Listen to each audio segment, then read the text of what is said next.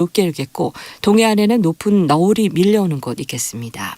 내일은 새벽부터 오전 사이에 중부지방과 전북, 북동 내륙, 제주도 산지에 1에서 최고 5cm의 눈이 오겠습니다. 10시 뉴스를 마치겠습니다. 지금까지 아나운서 김윤지였습니다. KBS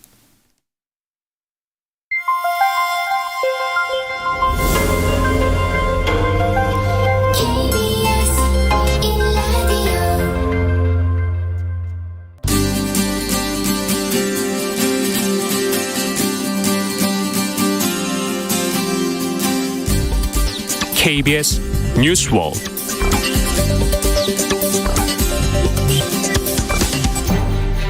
청취자 여러분 안녕하십니까? KBS 뉴스월드 아나운서 김지윤입니다. KBS 제일라디오 애청자 여러분 그리고 청취자 여러분 새해 복 많이 받으시길 바랍니다. 2022년 새해가 밝았습니다. 작년에 이어서 코로나19의 위기 속에 다시 시작하는 한 해인데요. 이민년 호랑이의 해는 전 세계가 합심해서 코로나 팬데믹과의 전쟁에서 이기는 한 해가 됐으면 하는 바람입니다. 팬데믹과의 전쟁만큼이나 치열한 전쟁을 치르고 있는 나라들이 있습니다. 바로 국제사회의 주도권을 놓고 다투는 글로벌 패권 전쟁 이야기인데요. 특히 올해 하반기에 중국은 제20차 당대회를, 미국은 중간선거를 앞두고 있는 상황에서 미중 갈등은 더욱 첨예화될 가능성이 높은 상황입니다. 오늘 이 시간 미중 패권 전쟁을 통해서 앞으로 세계 질서는 어떻게 재편될지 전망해보는 시간 가져보겠습니다. 먼저 오늘 방송 함께해 주실 두 분 만나볼게요. 강준영 한국외국어대학교 국제지역대학원 중국학과 교수님 나와주셨습니다. 안녕하세요. 네, 안녕하세요. 네, 그리고 민정훈 국립외교원 미주연구부 교수님과 함께합니다. 어서 오세요. 예, 안녕하십니까. 새해 복 많이 받으세요. 새해 복 많이 받으시기 바랍니다. 새해 첫날인데 이렇게 시간 내주셔서 와주셔서 감사드리고요. 저는 라디오 이제 음성으로만 이렇게 만나 뵙다가 실제로 뵈니까 더 반갑고 앞으로 더 자주 나와주시길 부탁드리겠습니다. 네, 감사합니다. 자, 이제 앞서서 말씀드린 것처럼 오늘 특집 방송은 패권 경쟁을 벌이고 있는 이제 두 나라에 대해서 얘기해 볼 텐데 먼저 미국의 바이든 대통령, 중국 시진핑 국가주석 중심으로 이야기를 시작해 보겠습니다. 사실 이 미중 패권 전쟁에 맞서 미국과 중국 작년 1년을 먼저 돌아봐야 할 텐데 미국의 바이든 대통령을 보면 저는 아직도 그 아프가니스탄 그 공항에서 그 사람들을 달고 이륙하던 그 수송기의 모습을 잊을 수가 없거든요. 그리고 뭐 양안 사이에 문제도 있고 최근에 뭐 우크라이나와의 문제도 있고 러시아 사이에서 문제도 있고 바이든 대통령 참 힘들었을 것 같아요. 예, 그렇습니다. 앵커께서 지금 미국이 처한 그 대외적인 상황에 대해서 말씀해 주셨는데 사실 미국이 처한 더 어려운 상황은 국내적 상황이에요. 네.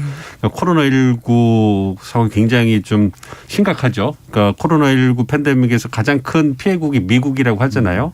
지금 뭐 사망자가 80만 명이 넘는다 하고 일일 확진자가 40만 명 넘으니까. 네, 오늘 아침에 60만 명까지 나왔더라고요. 그러니까 네. 그게 사실 그 미국 쪽에서 굉장히 어렵거든요. 근데 코로나19 팬데믹으로 많은 사상자가 났고 거기다가 경제가 또 어렵잖아요. 그로 인해서. 거기다 사회통합은 어렵고 인종갈등 심하고 이러니까 사실 바이든 대통령이 취임할 때 그 역대 어느 대통령보다 굉장히 어려운 상황에 취임했다. 그러니까 옛날에 남북전쟁하고 대공황을 합쳐놓은 것보다 더 어려운 상황에 취임했다. 뭐 이런 얘기도 있었어요. 네. 역사학자가 이렇게 얘기했는데. 그리고 국내적 상황이 어려운데 거기다가 말씀해 주신 것처럼 대외적 상황도 어렵잖아요. 그러니까 바이든 대통령이 취임 1년 동안은 국내적 역량을 회복해서 글로벌 리더십을 회복하겠다 뭐 이런 얘기를 했는데 국내적 역량이 회복이 잘 됐느냐? 국내적 지지율이 높으냐? 그게 아니거든요. 그러니까 코로나19 팬데믹은 계속 지속이 되고 있고 거기다 경제 상황도 회복이 되고 있지만 인플레이션이 높아지면서 실무 경제가 어려워지잖아요. 거기다 말씀해 주신 것처럼 아프가니스탄 철군할 때 그 난맥상을 보여주니까 미국의 위상도 떨어지게 되고 중국과는 여전히 싸우고 있고 러시아와 전통적인 라이벌 관계인데 그걸 가시적으로 성과도 안 나오고 또 이란에 공을 들이고 있는데 핵 합의를 복원하려고 그러는데 그것도 난항을 겪고 있잖아요. 그러니까 가시적 성과가 안 나오니까 이러다 보니까 지난 8월 이후로 바이든 대통령 지지율이 뚝뚝 떨어지고 있다. 네. 40대 초반, 40% 초반으로 나오고 있기 때문에 사실 바이든 대통령이 처음에는 정말로 야심차게 시작을 했는데 뭐 1년도 채 안 됐는데 굉장히 어려운 대내외적 상황에 처했다 이렇게 말씀을 드릴 수 있겠습니다. 네, 남북 전쟁과 대공황을 합친 것보다도 더 어려운 국내외 상황에 처한 이제 바이든 대통령이 시작을 했는데 오늘 신규 확진자가 60만 명이 나올 정도로 국내에서는 코로나19 상황도 있고 국외의 상황도 뭐 말씀드릴 게 너무나 많을 정도로 많은데 있는데 강 교수님 어떻게 중국 시진핑 국가 주석 입장에서 좀 말씀해 주신다면 어떤가요? 그 미중이 갈등을 하고 있는데 지금 민 교수님 지적하신 대로 미국이 나쁘면 중국이 좋아야 되는데 사실 중국도 만만치가 않습니다. 거기도 상황이. 힘들어 보여요. 예, 네. 마찬가지로 그 팬데믹이 계속 지속이 되면서 중국이 지금 어떤 상황인지 사실 잘 모르잖아요. 그 중국은 계속 봉쇄를 하고 있고 실질적으로 그 이 팬데믹이 어느 정도 되는지도 잘 모르고 미중 갈등은 계속 미국에 의해서 증폭이 되고 있습니다. 특히 그 지난 23일에 그 2022년 국방수권법이라는 네. 여기 대만을 뭐 림팩이라고 이 미국 서해안에서 하와이까지 하는 이 해상 군사 훈련에 뭐 초청해야겠다. 뭐 이런 얘기도 하고 미국에서. 미국에서. 네. 그러니까 이제 그런 거. 그다음에 그 신강 위구르의 뭐 강제노동 금지법을 통과시키고 이제 이렇게 압박을 계속 하고 있거든요. 근데 그런 상황에서 중국 국내 경제도 좋지 않습니다. 물론 2019년에 그 주요 국가 중에 유일하게 2%대 플러스 성장을 해서 올해 기대를 했는데 올해도 이제 전 세계적인 불경기 때문에 잘 안 됐죠. 거기다 가장 큰 문제가 이제 시진핑이 올해 그 11월에 예정돼 있는 20차 당대회에서 이제 소위 사면임 또는 그 이상의 어떤 시스템을 구축하려고 한다. 이렇게 얘기를 하고 있는데 그런 와중에 그 공산당에서 소위 뭐 일방주의라고 그럴까요? 압박 이런 것들이 강해지니까 이 정치 사회적 불안 요소가 잠재돼 있다. 표면적으로는 상당히 정리가 된 것 같지만 상당한 정치 사회적 불안이 잠재가 돼 있고 결국은 경제 불안의 잠재까지 잘못돼서 이게 증폭이 되면 이걸 과연 지금 현재 시진핑 지도부가 어떻게 소화해낼까 이거에 대한 이제 걱정들이 좀 있습니다. 거기다 당장 베이징 올림픽을 2월 4일부터 치러야 되잖아요. 그렇죠. 그런데 미국이 외교적 보이콧을 선언했고 네. 그래서 지금 상황도 겉으로는 안정적으로 보이지만 굉장히 그 불안한 잠재 요소들이 많다. 그렇게 작년 1년을 또 봐야 될 것 같아요. 그렇습니다. 네. 이제 미국이 이렇게 안 좋았으면 중국이 좋아야 하는데 그렇지 않고 편안해 보이지만 사실은 뭐 경제적인 문제 여러 가지 문제들로 좀 잠재 요소들 위험 요소들이 있다 이렇게 얘기를 해주셨습니다. 사실 강 교수님 미국이 이른바 세계의 경찰로 패권을 이제 발휘하던 국제사회에 중국이 위협적인 존재로 부상하기 시작한 건 언제부터인지 좀 짚어볼까요? 네, 중국은 사실 1978년 말부터 개혁 개방을 했고 그 세계적 성공을 거두었죠. 그러고 나서 결정적으로 이제 잠재적 중국에서 실체적 중국이 된 게 잘 아시는 2008년 미국에서 발생한 서프라임 모기지 사태입니다. 네. 이제 미국의 금융위기가 네. 왔고 중국은 금융시장을 개방하지 않았기 때문에 금융이 안전했어요. 그러니까 현찰을 많이 갖고 있었던 거죠. 외환보유고를. 그래서 이제 국제사회에서 그 당시에 영국 런던에서 국제금융회의가 열렸는데 오바마하고 호진타오가 만나서 앞으로 우리 두 나라가 세계를 끌어가 보자. 그게 이제 G2의 시작입니다. 그러면서 네. 이제 실체적 중국으로 나타난 거죠. 그리고 마침 그때 2008년 베이징 올림픽을 또 잘 치렀습니다. 그런데 문제가 어디서 생겼냐면 2012년에 시진핑이 중국 공산당 총서기가 되면서 이제 중국의 힘을 세계적으로 투사하기 시작하는 거예요. 네. 그러니까 그 전에 뭐 등소평이나 그다음에 강택민, 호진타오 이런 사람들은 국내 문제에 초점을 맞췄는데 갑자기 중국의 꿈을 들고 나온 거예요. 그래서 중국의 힘을 외부적으로 투사를 하려다 보니까 당연히 미국과의 충돌이 되죠. 그런데 이거를 미국의 역대 대통령이 누구도 하지 않았던 일을 트럼프 대통령이라는 사람이 한 겁니다. 그래? 그러면 내가 1대1로 상대해 주마. 그래서 무역, 관세, 그다음에 뭐 기술 패권 전쟁 이렇게 쭉 압박을 하기 시작한 거죠. 그런데 중국이 거기서 지려고 그러지를 않았어요. 그렇더라고요. 예, 안 지고 네. 세계 매번 대응을 하더라고요. 중국이라는 걸 외쳤으니까 그러면서 이게 이제 소위 미중 간의 갈등이 표면화가 됐고 이게 바이든으로 넘어오면서 바이든은 이제 거기다 더한 거예요. 트럼프가 했던 데다가 플러스 인권, 가치 이런 거를 갖다 더하면서 중국을 이 전 세계에 같이 할 수 없는 국가로 약간 이제 적대시하는 정책이 나온 거죠.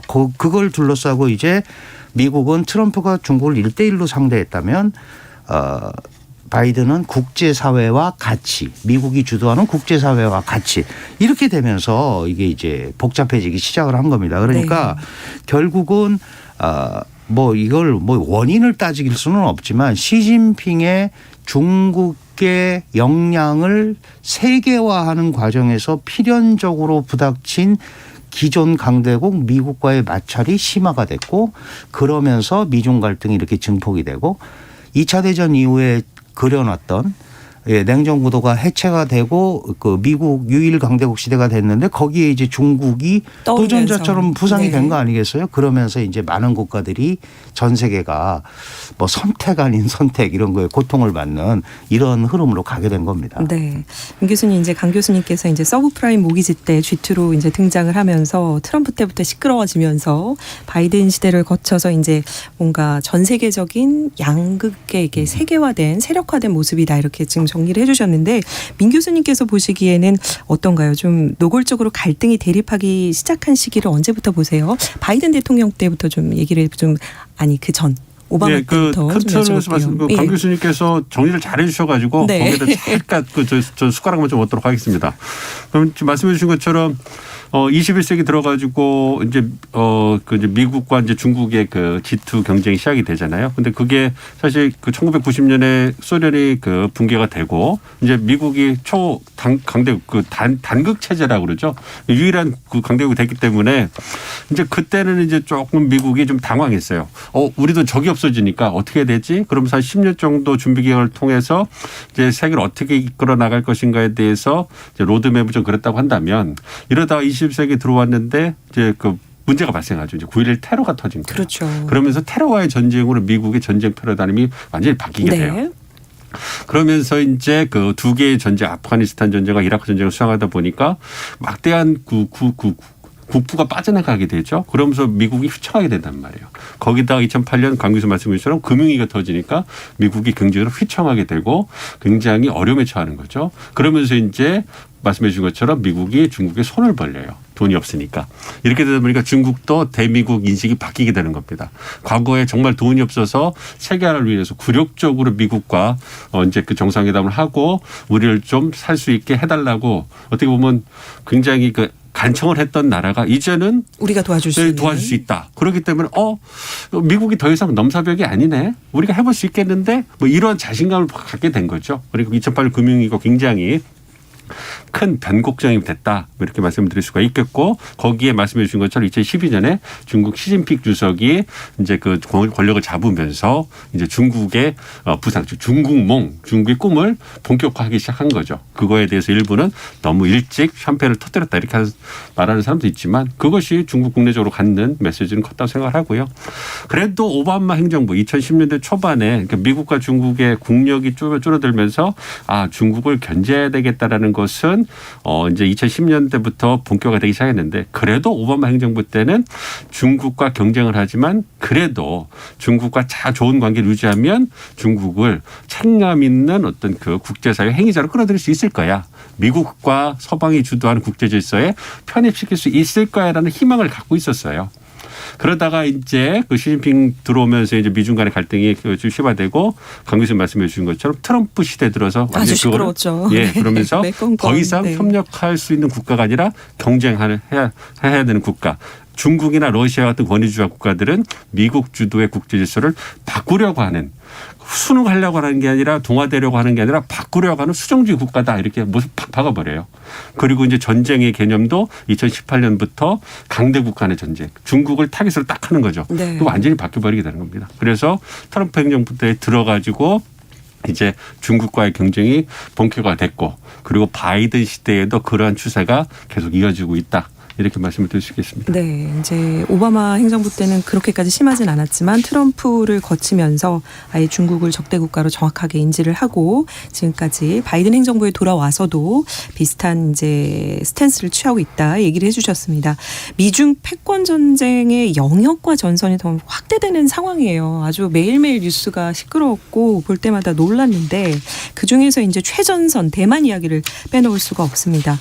강 교수님 사실 이제 이제 지금 뭐 중국, 대만, 미국, 이 양안 사이에 이 미국, 이 세 나라 사이의 긴장 관계로 인해서 대만 현재 지구상에서 가장 위험한 지역이다 이런 얘기까지 나오거든요. 근데 이게 정말 실체적인 건지 그리고 또 믿어도 되는 건지 좀 궁금하고 격화되는 이유는 어디에 있을까요? 네, 이게 사실은 이제 뭐 우리가 그동안 동아시아의 화약고는 북핵이었다 그렇죠. 그랬는데 네. 지금 이제 화약고가 양안이다, 대만 해협이다, 이제 이런 얘기가 나올 만큼 아주 새로운 이슈로 됐습니다.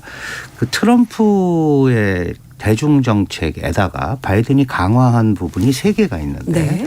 하나가 이제 기존 그거를 그대로 유지하면서도 뭐랬냐면 민주인권이라는 가치를 들고 나왔고요. 그다음에 중국을 배제한 그 글로벌 밸류 체인, 서플라이 체인을 짜면서 중국을 빼고 짜는 형태가 됐잖아요. 거기에 또 하나 더해지는 게 바로 이 양안, 대만 문제입니다. 이건 네. 이제 트럼프 때부터 시작이 됐는데 이게 왜 중요하냐 하면 그 중국을 압박하는 데 있어서 대만 문제가 매우 중요하다라는 걸 미국이 잘 알고 있어요. 그런데 그동안 1979년 1월 1일에 미중이 수교하면서 중국과 수교하는 모든 국가는 대만과 단교하게 돼 있습니다. 네. 그게 중국이 요구하는 겁니다. 그렇죠. 그래서 우리도 92년에 중국과 수교하면서 대만하고 단교를 한 건데 단교를 하긴 했는데 그냥 단교를 한 게 아니고 79년 4월에 1월 1일 날 이제 수교를 하고 나서 4월에 미국에다가 법을 하나 만듭니다. 대만 관계법이라는 법. 미국에서요? 미국에서. 네. 그래서 대만이 위기에 처하면 미국이 구해준다 이거죠. 그리고 위기에 처하지 않도록 무기 같은 걸 팔겠다. 뭔가 여지를 남겨둔 거네요. 그 왜 그랬느냐. 지도를 한번 잘 보세요. 대만 섬이 없으면 이 중국 해안선이 굉장히 긴데 미국이 작전을 할 수가 없어요. 완벽하게 좌우에 중국 라인이죠. 오키나와에서부터 이 밑에까지 동남아시아 연결되는 데까지 뻥 뚫려 버리는 거예요. 그러니까 그래서 그때부터 이걸 만들어서 대만은 미국의 침몰하지 않는 항공모함이다. 이런 표현을 썼던 거거든요. 그거를 그동안 대만과 단교를 했고 하나의 중국 원칙을 주창했던 미국이 갑자기 대만을 이렇게 들고 나온 거는 중국이 너무 세게 나오니까 중국의 군비 확장이나 동아시아 특히 그 남중국해 이쪽에 대한 야욕을 갖고 있다라고 미국이 생각을 한 겁니다. 그래서 대만을 지원을 하는데 이게 이제 미국 입장에서 보면 그 영내 그 동아시아의 주요 해상 교통로잖아요. 이게 기본적으로. 그래서 이걸 어느 한 국가의 수중으로 들어가면 굉장히 안 좋다는 거죠. 그리고 동아시아 지역은 미국이 전통적으로 안보 공약을 했던 지역입니다. 그리고 지금 당장 대만 같은 경우도 대만 관계법에 의해서 지켜준다고 그랬잖아요. 그리고 82년도에는 육항 보장이라는 게 또 있어요. 6가지 항목을 보장해서 대만을 지켜주겠다. 결국 이런 것들 때문에 그 중국에 대한 압박을 하는데 대만 요소가 굉장히 중요한 거고 마침 대만의 지금 자이잉원이라는 지도자가 네. 독립 성향을 갖고 있기 때문에 탈중국화를 하잖아요. 그러니까 이게 잘 맞아 떨어진 거예요. 근데 문제는 뭐냐 하면 중국은 대만 문제를 뭐 영토 문제 이런 게 아니고 통일 문제로 보는 거죠. 저거는 우리 영토고 우리가 통일해야 될 대상인데 왜 그렇죠. 남이 와서 자꾸 뭐라 그러느냐. 중국에서는 일국 경제를 계속 얘기하고 있는데. 그러니까 기본적인 개념이 뭐냐 하면 시진핑 입장에서 대만 문제를 잘못 처리하면 중국 지도자의 위상, 지위에 결정적인 타격을 받는 겁니다. 대만 문제 하나 처리 못해? 이것 때문에 압박을 엄청 받는 거예요. 그리고 홍콩도 돌아왔고 마카오도 돌아왔고 이제 대만만 집어넣으면 중국의 꿈이라고 할 수 있는 그레이트 차이나가 완성이 되잖아요. 위대한 중국이. 그런 쪽에 이거를 갖다가 집어넣고 지도자의 능력 시험대로 일종의 간주를 하기 때문에 이 미중 간의 갈등이 대만 문제를 통해서 훨씬 더 증폭될 소지가 엄청나게 많다. 네. 이렇게 봐야 되는 겁니다. 민 교수님 왜 이렇게 시진핑을 자극을 할까요? 뭐 지정학적으로 좀 굉장히 중요하다. 강 교수님께서 지적해 주셨고 아마 많은 분들이 공감을 하실 건데 아무래도 저는 반도체 그 보유 기술이 좀 중요하지 않을까 싶습니다. 미국과 중국의 대만 문제에 있어서 이 반도체 기술 패권을 차지하기 위한 거다. 이런 시각이 좀 큰데 어떻게 보세요? 그렇습니다. 그 대만이 중요한 거 지정학적으로도 중요하지만 이제 그 미국이 추구하는 경제적 패권에 있어서 중요한 국가거든요. 그러니까 지금 미중 경쟁이 본격화되고 있는데 뭐 그 근본인 것은 미국과 그 중국의 국력 차가 이제 줄어들고 있는 거고 특히 경제력 부분에서는 굉장히 이제 그 차이가 줄어든다고 보고 있거든요. 그래서 이제 미국 바이든 행정부 입장에서도 모두에 말씀드린 것처럼 국내 상황이 녹록하지 않으니까 과거에 그 미국이 힘이 셌을 때처럼 아예 그냥 대놓고 눌러버리기는 어렵단 말이에요. 그래서 이제 그 미국이 강점이라 내서는 민주주의.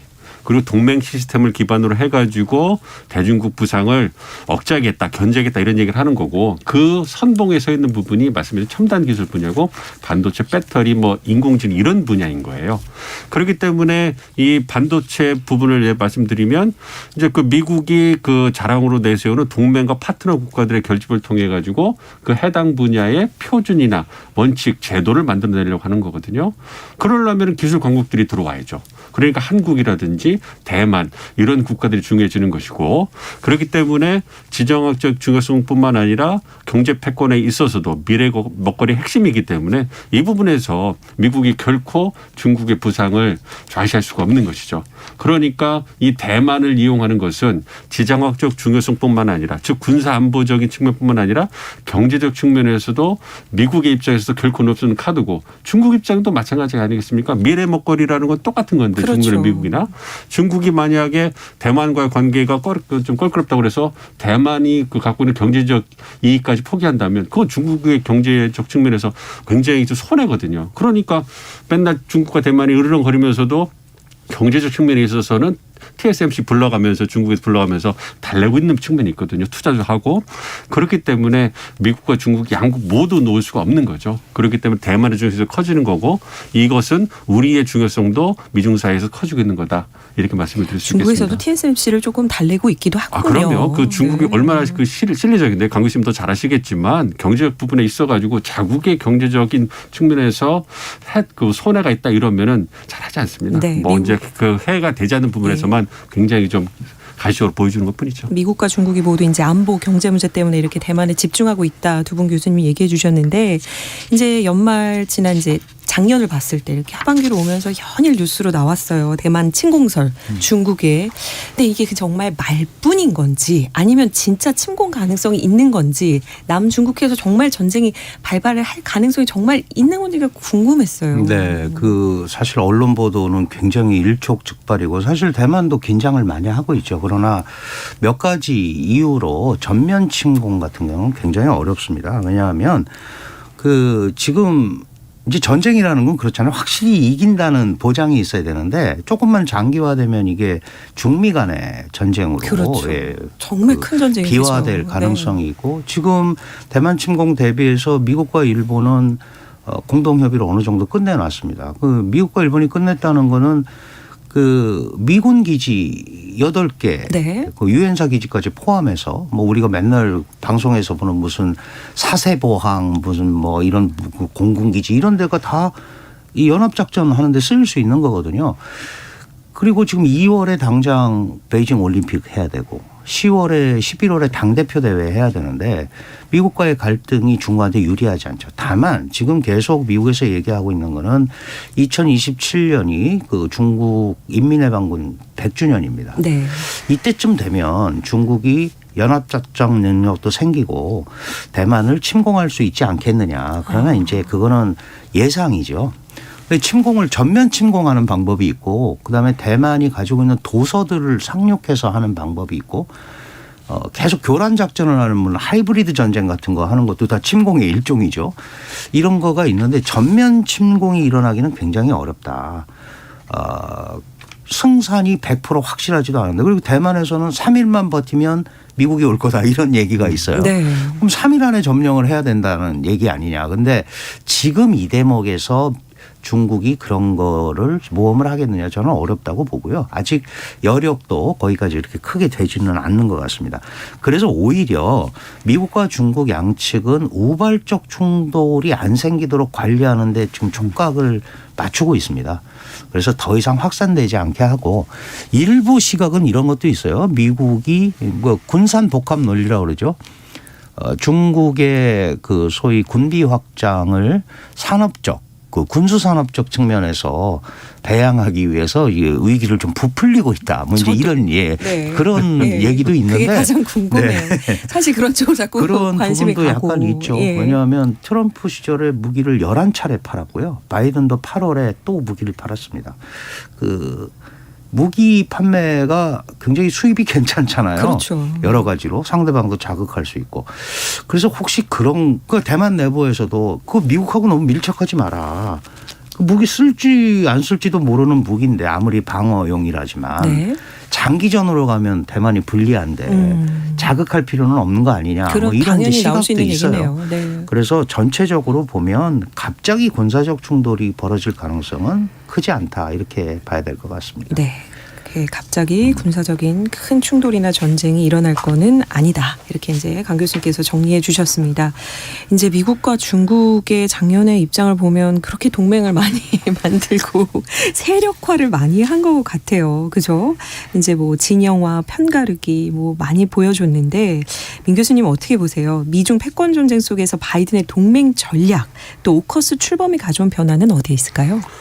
예, 그 미중 패권 경쟁 속에서 바이든의 동맹 전략은 뭐 말씀드린 것처럼 미국이 이제 그 글로벌 리더십을 복원을 해야 되는데 그것의 가장 그 방해 세력이라고 할까요? 가장 걸림돌이 되는 게 중국, 그다음에 러시아, 뭐 권위주의 국가들 아니겠어요? 네. 그래서 말씀드린 것처럼 미국이 내세울 수 있는 동맹 시스템. 중국은 못 갖고 있는 거거든요. 그러니까 그거를 내세워서 미국이 왜 이렇게 좋은 시스템이 있는데 트럼프 대통령을 왜 쓰지 않았을까? 그거는 미국의 국익에 맞는 것, 부합하는 것이 아니다. 그러니까 동맹과 파트너들을 적극적으로 활용해서 대중국 봉쇄에 나서야 된다. 부상을 견제해야 된다. 얘기를 하고 있는 거고요. 그것이 가시적으로 이제 본격화되는 부분인 지역이 이제 인도태평양 지역인 거죠.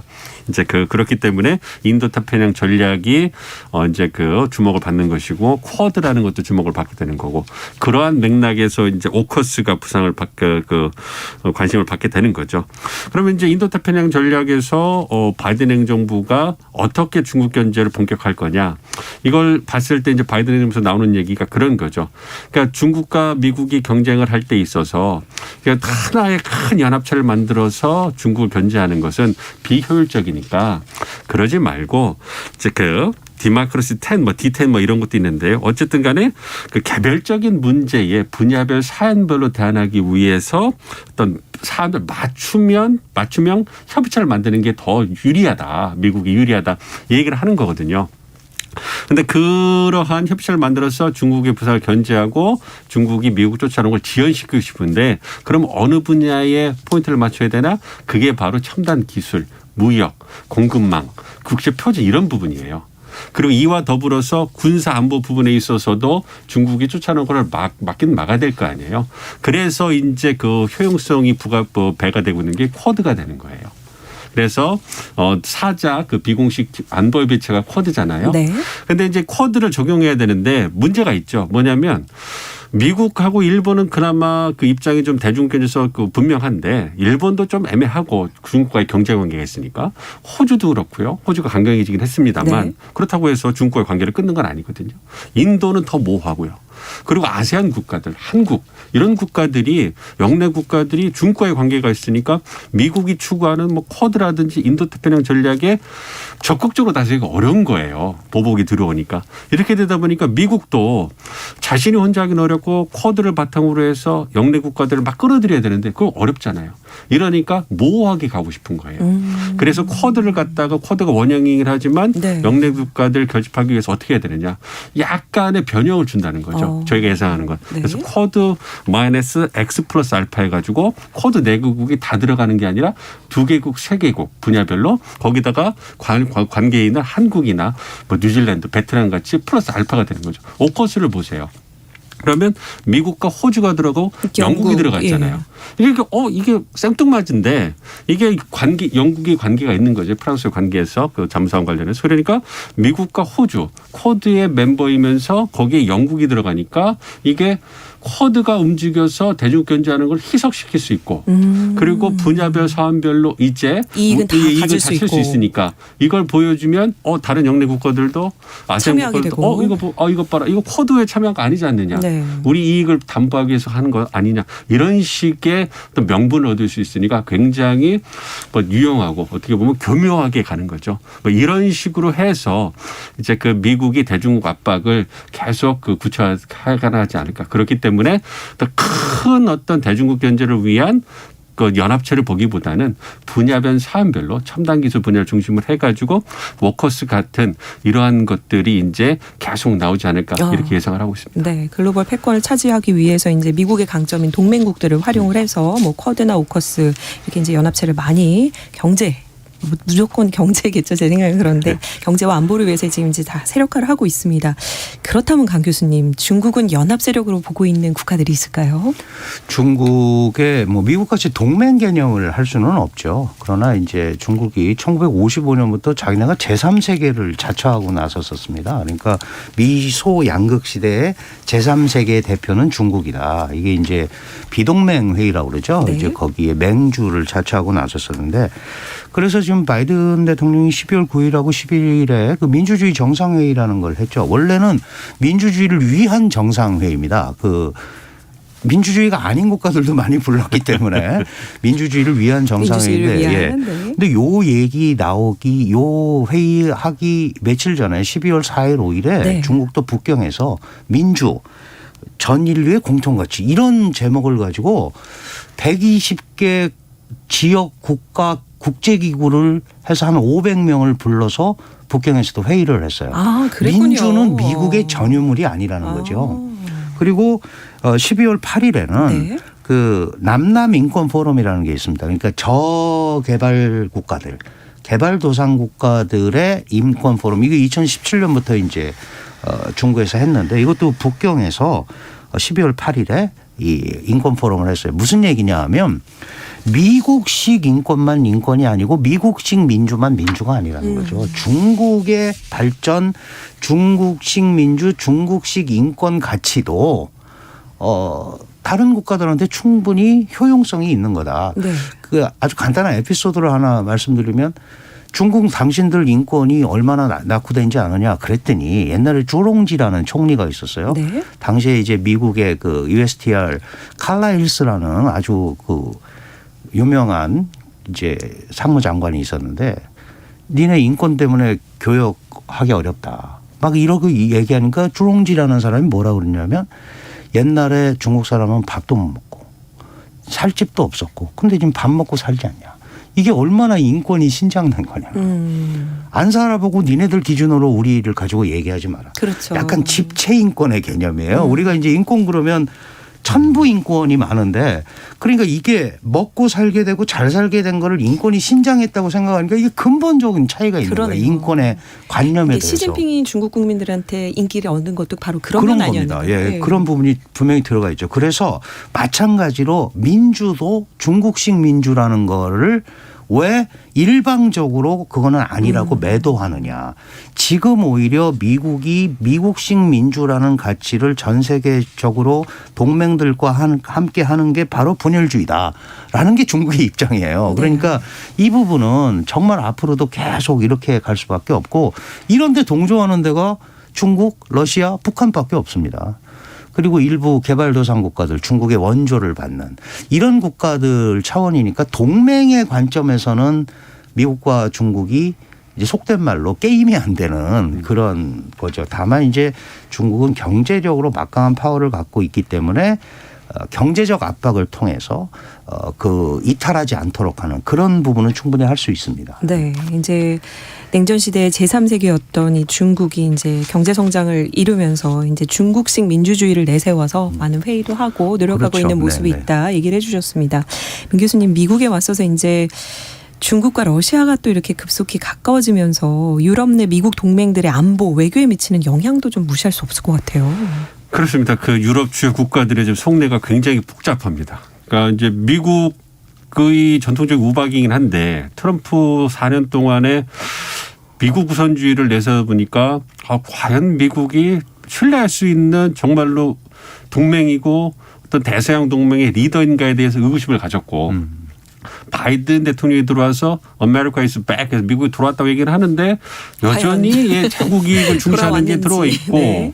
또 이제 영국 프랑스 사이에서 아까 오커스 말씀드렸지만 이익을 따져가지고 프랑스에게 굉장히 불이익을 준 걸 보면 프랑스 입장에서 굉장히 기분이 상하고 그래서 이제 프랑스 같은 경우에는 자기 중심으로 해서 자국 중심으로 해서 유럽이 뭉쳐야 된다 이런 얘기도 하고 있고요. 공공연히. 그런 상황이고요. 또 중국과의 경제 관계가 있잖아요. 또 뭐 독일, 프랑스, 영국, 이탈리아 다른 그 유럽 주요 국가들이 중국과의 경제 관계가 깊기 때문에 미국이 원하는 대로 다 쫓아갈 수는 없거든요. 그래서 유럽 국가들 내에서는 전략적 자율성을 이제 내세우기 때문에 미국, 어떤 유럽 국가들 유럽의 어떤 가치를 바탕으로 해서 자국이 경제적 이익, 뭐 중국과의 관계, 법률적 인권 이런 걸 내세우면서 계속 저울질하고 있단 말이에요. 러시아와 관계도 마찬가지죠. 최근에 뭐 천연가스를 그 공급을 두고서 독일이라는 주요 국가들과의 어떤 갈등, 그게 미국과 독일과의 갈등도 생기고 독일과 러시아의 어떤 그 갈등도 그렇죠. 생기게 되고 네. 또 주변 국가들이 또 그 경제적 이익이 있으니까 굉장히 다르게 반응하고 네. 있잖아요. 네. 그러니까 이게 굉장히 고차원적이고 복합적인 방정식이 돼가지고 굉장히 복잡합니다. 여기다가 중국과 러시아가 가까워진다고 하는데 강 교수님 말씀해 주신 것처럼 그럼 정말로 미국과 다른 국가들이 맺는 동맹처럼 중국과 러시아가 가까워질 수 있느냐. 또 그것도 아니거든요. 러시아도 전통적인 제국이고 강국인데 중국이 지금 경제 좀 잘 산다고 그래서 좀 이렇게 밑으로 들어간다? 이건 러시아 자존심 못 받아들이거든요. 그러니까 이게 굉장히 복잡해요. 그렇기 때문에 저희가 좀 한 발 떨어져 가지고 상황을 복합적으로 필요한 상황이다 이렇게 말씀드리겠습니다. 네, 복잡한 국제 관계를 한 발 떨어져서 우리가 지금 이렇게 얘기를 나누고 있습니다. 지금 여러분께서는 KBS 뉴스월드 신년 특집 2022년 지구촌 주목할 인물들 제1편 듣고 계십니다.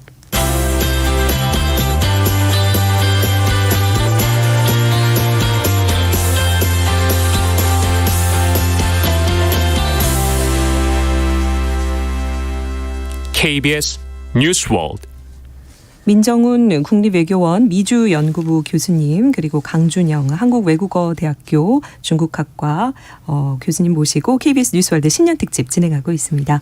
시진핑과 바이든 두 지도자를 중심으로 미중 패권 경쟁에 관한 이야기 나누고 있는데요. 이번에는 두 지도자에게 닥친 올해 과제 살펴보도록 하겠습니다. 자, 우선 강 교수님 중국 시진핑 국가주석의 과제부터 살펴보겠습니다. 이제 베이징 올림픽을 앞두고 있고 또 올해 10월 무렵부터 제20차 당대회를 앞두고 있는데 이번 행사 시진핑 국가주석 위상에 어떤 변화를 갖고 올까요? 네, 그 기본적으로 작년에 그 19기 육중전회라는 걸 통해서 역사결의라는 걸 했어요. 역사 네. 경험거리. 이제 세계적 국가 중국으로 부상을 해야 되고 신시대를 맞아서 옛날과는 다른 방식으로 발전해야겠다라는 이제 공산당 방향을 설정했고요. 그래서 확고한 지도자가 있어야 된다. 이제 우리가 이 부분을 보고 시진핑 사면임 이런 걸 얘기를 하는 거예요. 기반을 구축했다 이런 건데 네. 가장 핵심적인 문제는 일단 2월에 베이징 동계올림픽을 잘 치러야 됩니다. 네. 지금 그 미국의 외교적 보이콧에도 불구하고 그게 이제 중국 외교력이 시험대도 될 수가 있고 이 행사를 잘 할 수 있느냐 없느냐 이제 이게 핵심이고 작년 역사결의에서 공동부유라는 걸 이제 들고 나왔어요. 네. 다 같이 잘 살자.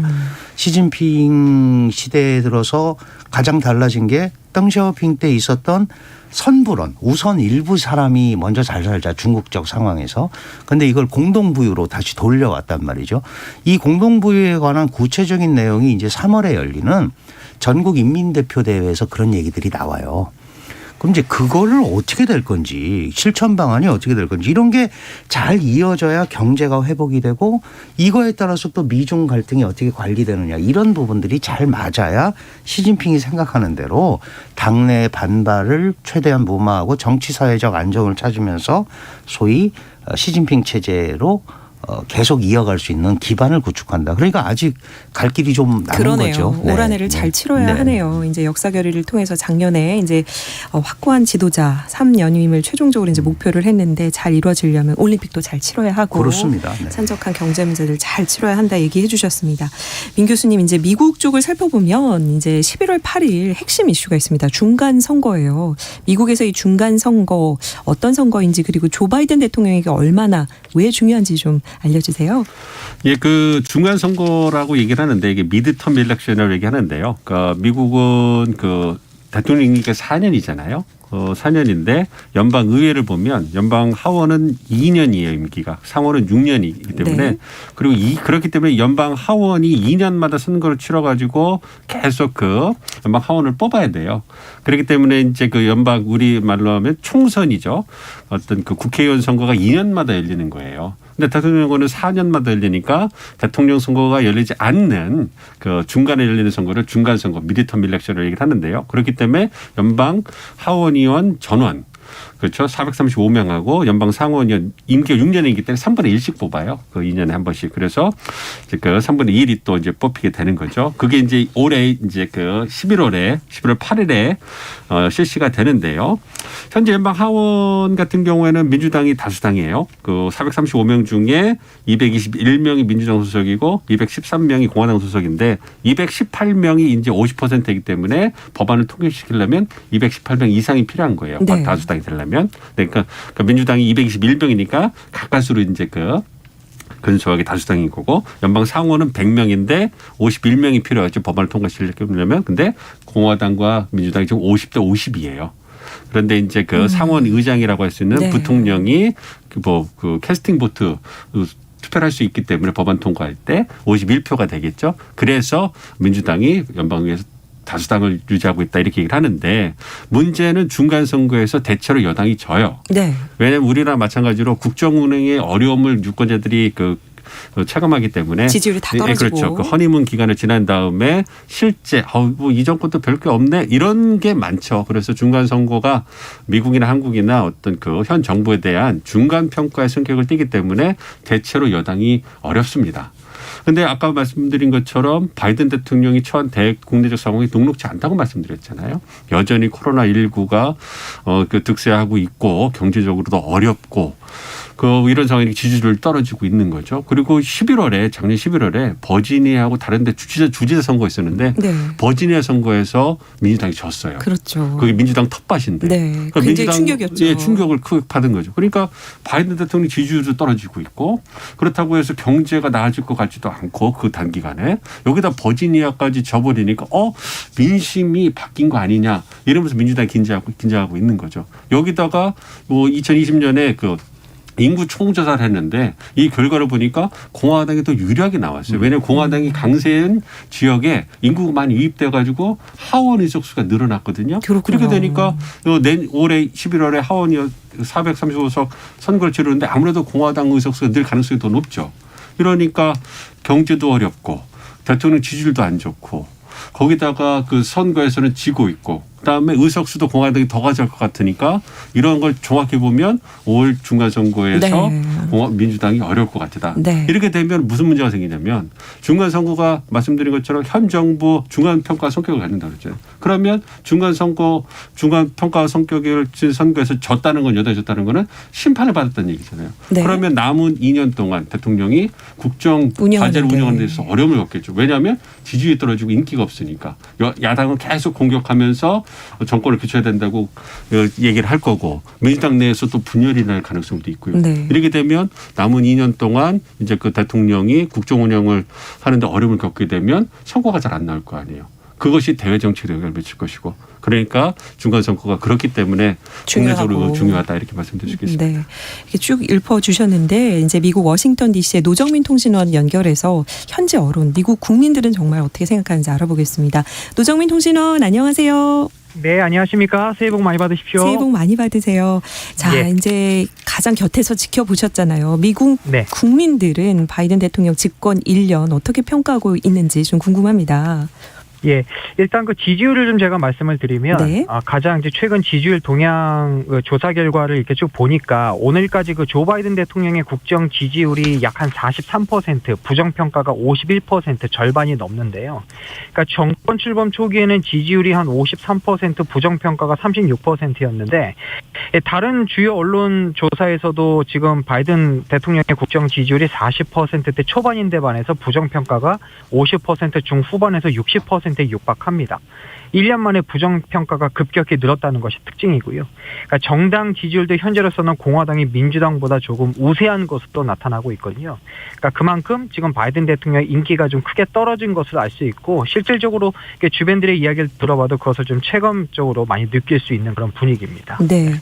이제 노정민 통신원 연결할 때마다 제가 들었던 얘기만 들어도 그냥 국민들은 그럴 수밖에 없을 것 같아요. 막 기름이 없어서 기름이 넣기도 힘들고 또 공급망 다 지금 코로나19 때문이긴 하지만 문제를 겪고 있고 대통령 지지율 하락의 원인 어떤 것들로 지목되고 있나요?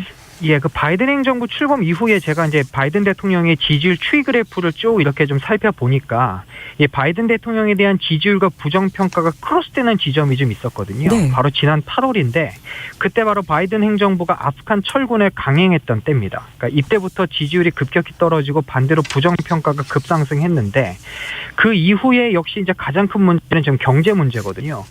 지난 넉 달간 유권자들의 최대 관심사가 경제 부분이었는데 지금 미국 물가가 매우 높은 상황에서 시장 물가도 그렇죠. 기름값도 그렇죠. 그러니까 응답자 10명 중에 7명이 지금의 경제정책 전망에 대해서 굉장히 비관적이거든요.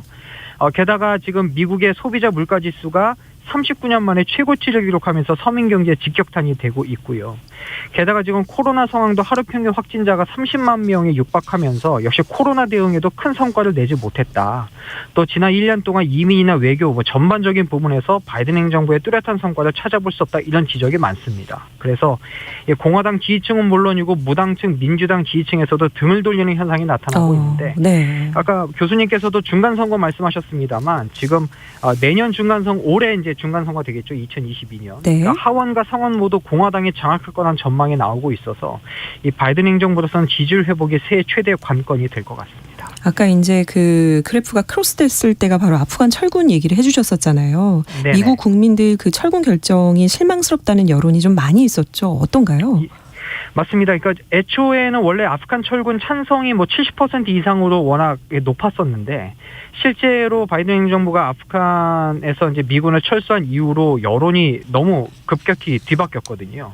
그러니까 당시에 철군 찬성이 30-40%, 반대 여론은 오히려 60-70%로 좀 여론이 급속도로 냉랭해졌는데 워낙 그 바이든 행정부가 성급하게 결정을 했다. 게다가 아프간 정권이 너무 허무하게 탈레반 무장 세력에 넘어가고 민간인들의 어떤 사상자까지 발생하면서 더욱 그렇게 된 것 같습니다. 게다가 지금도 아프가니스탄에서 들려오는 탈레반 세력의 인권 탄압 소식이 전해질 때마다 네네. 이게 바이든 행정부로서는 이 계속 뼈아픈 지금 비판이 계속되고 있는 거거든요. 그래서 지금도 이런 바이든 행정부의 부정평가가 줄지 않고 있다는 점을 볼 때 여전히 아프간 철군에 대한 미 국민의 민심은 여전히 차갑다라는 것을 좀 간접적으로 느낄 수 있는 그런 대목입니다. 네, 오늘 미국 워싱턴 DC 노정민 통신원 연결해서 바이든 대통령에 대한 미국 현지 여론 알아봤습니다. 올 한 해도 잘 부탁드립니다. 새해 복 많이 받으세요. 감사합니다. 예, 새해 복 많이 받으십시오. 고맙습니다. 네, 두 교수님들 모시고 이제 이야기 나누다 보니까 어느덧 벌써 다 마칠 시간이 다 돼가서 질문 드리고 싶은 건 참 많은데 좀 이제 여쭤보도록 하겠습니다.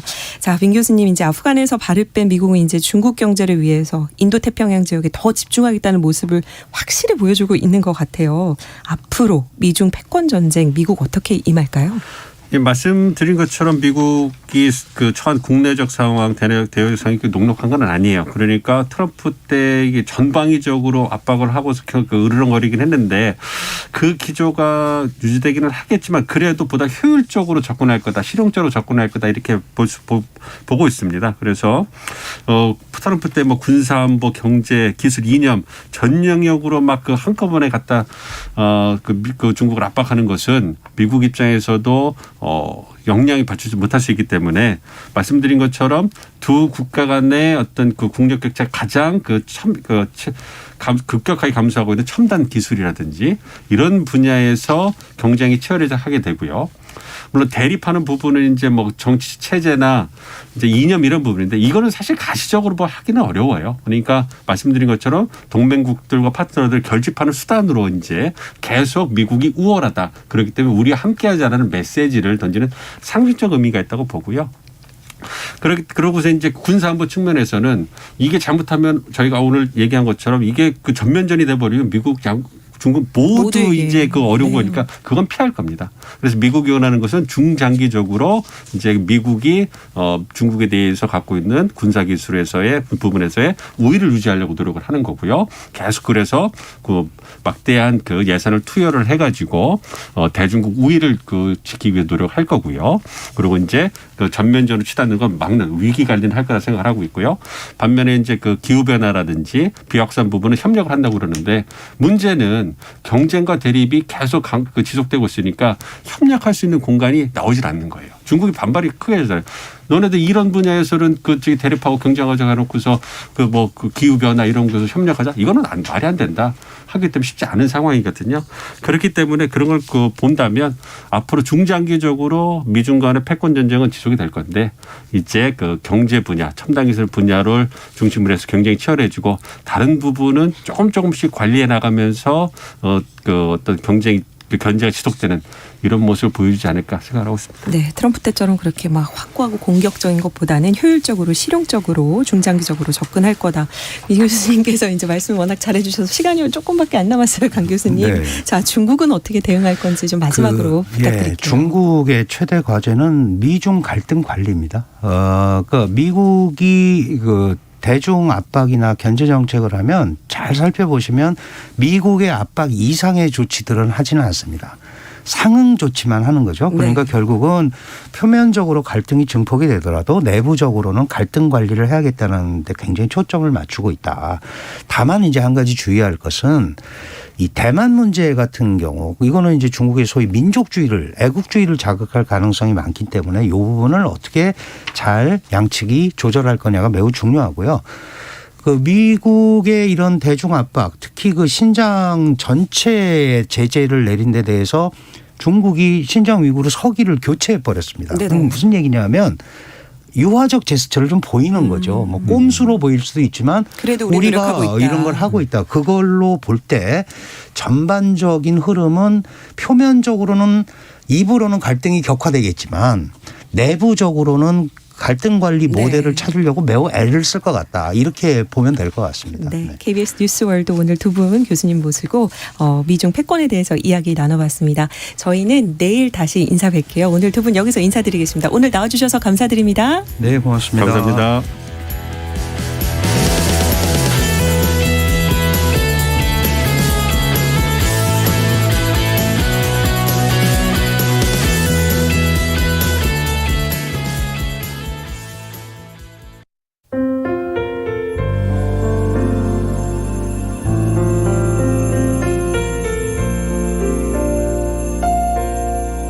KBS 라디오 연중기획 희망충전 대한민국 460